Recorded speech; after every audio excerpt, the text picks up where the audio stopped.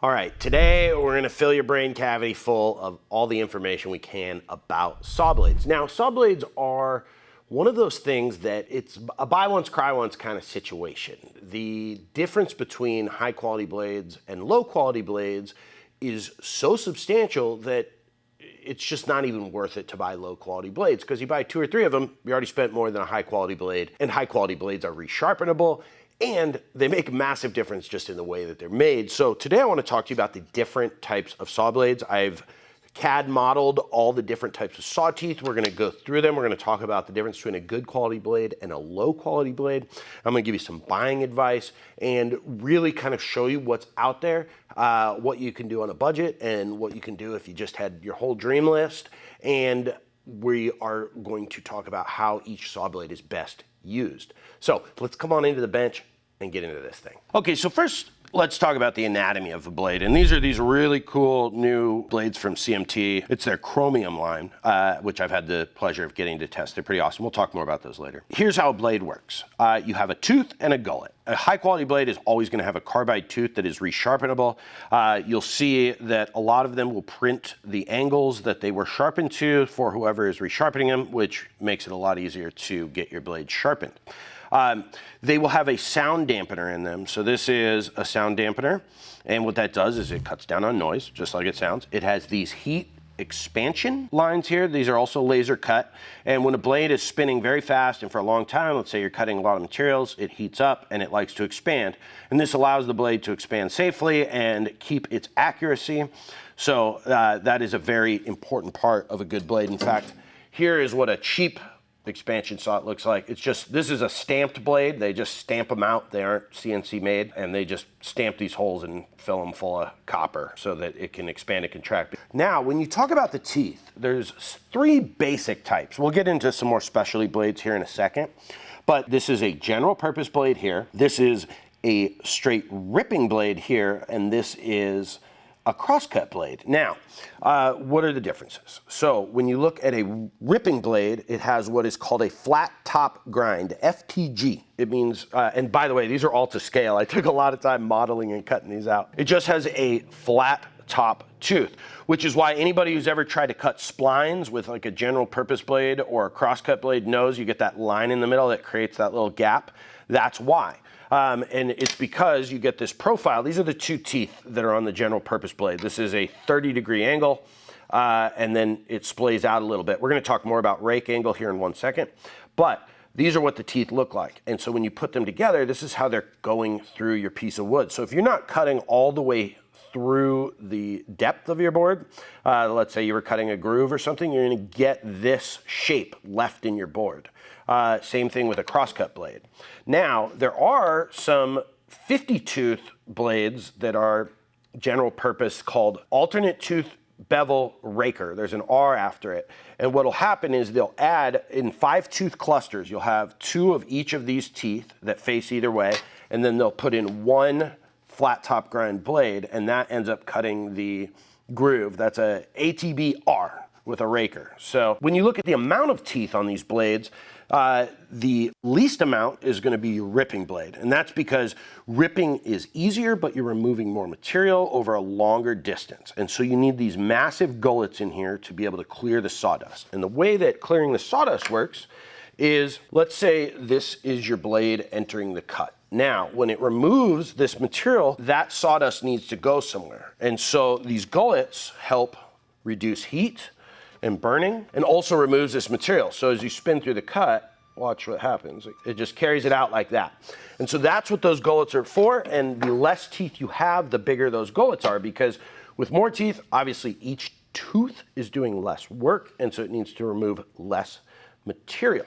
When you get to a general purpose blade versus a straight crosscut blade, you have this angled tooth here. These are angled at 30 degrees, and the straight crosscut is angled at 20. The reason being that when you are cross-cutting with a general purpose, it has to remove more material. Each tooth has to remove more material, so you need more of a shear angle. It's like tilting your hand plane or your chisel.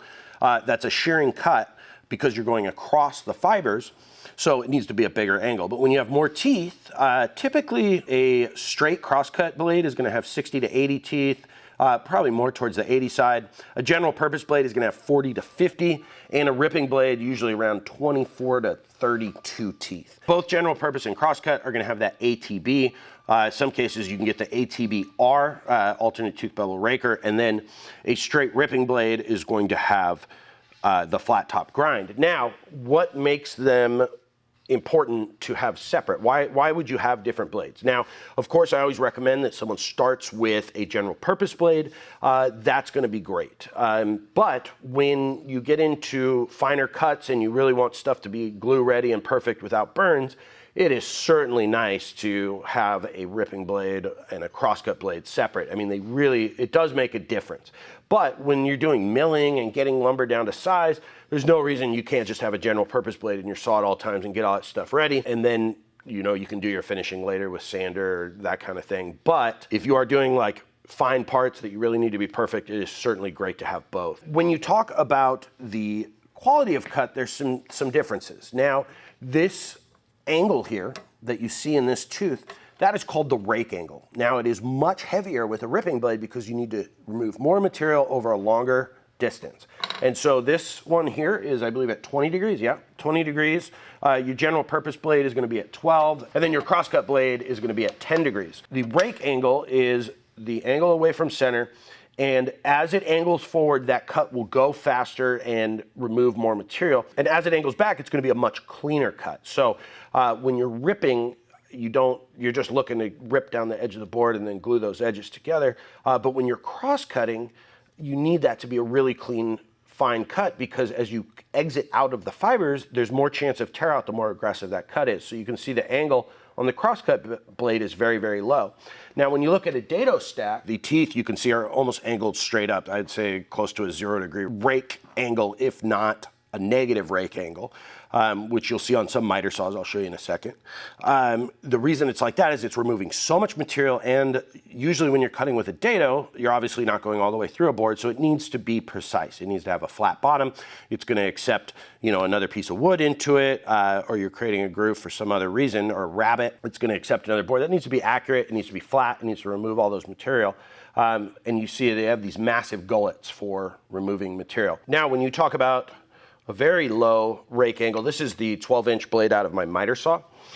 You can see the teeth are much smaller, and the rake angle is only 5 degrees. I think the tooth angle is 15 degrees, so it's very much like the cross-cut blade, obviously, because you are cross-cutting on a miter saw. But part of the reason that angle is so different, not only do you need a very, very high-quality cut when you're severing the fibers, but also you're entering from a different place. So with a table saw, you're going to be entering like you see this cut here, and you're going to be going along. But with a miter saw, you're going to be entering from either the top of the piece or slightly behind it, but the way that the teeth enter as you advance that cut is going to be different. So that very low rake angle makes up for the way that a miter saw enters a piece of wood. So the other two types of teeth that you're going to see names of are high ATB. That's high angle alternate tooth bevel, which is actually what this general purpose blade is, because it's 30 degrees. I think it's above 30 degrees is considered high ATB. It creates an aggressive cut, but that very high angle is also better for veneers like plywood or melamine. And then you're going to also see TCG, which is what this cheap blade is. It's sort of like a flat top grind. It has a flat part here. Sorry, I didn't cut one out on my on my laser, so I had to draw it with marker. TCG, triple chip grind, is typically used in cutting plastics or specialty materials. Because of the high number of teeth and the way that it's ground, you tend to get a better finish on plastics and acrylic and that kind of thing. Let's talk about what to look for when you're buying them and what I suggest you get. First of all, this is a low grade blade, kind of medium grade, and then these are the really high end blades. Obviously, what you're looking for in a high end blade is laser cut, the whole thing. These are stamped. You can tell by the holes. These have these terrible expansion slots with copper glued in them. They're sound dampeners. You can see the holes are stamped. Freud it's a good construction blade, certainly not gonna knock Freud. They make good stuff, but here's the thing. They use very thin amount of carbide. You can see the teeth are much smaller, And so these are not meant to be sharpened. They're painted, they're not coated, whereas like the Forest and the CMT, those are coated blades that are actually gonna help with heat. This is just painted, it's not sharpenable. And so, you know, you spend 30, 45 bucks on one of these and it's a one-time use. And it may last a little while, but honestly, blades are one of those things, especially when you can sharpen them, when you go up to the grades that have tons of carbide in there, the micrograin carbide. This Forest 2 has long been the standard of what the best blade is. You can see this is one I've had for 3 years. I've probably had it sharpened 10 times. It's about at the end of its life. But, you know, you can get 2.5 or 3 of these blades for one of these, and buying a high-end blade pays for itself in absolutely the first time you buy it. So I highly recommend that you don't buy cheap blades. Buy ones you can get sharpened. It's about 10 to 20 bucks to get a blade sharpened. There's different sharpening services. You just mail it out. So let's talk about these new CMT blades actually. So I was lucky enough to try these new CMT blades before they came out, and they were just released to market. This is an Italian company and they want to compete with Forest.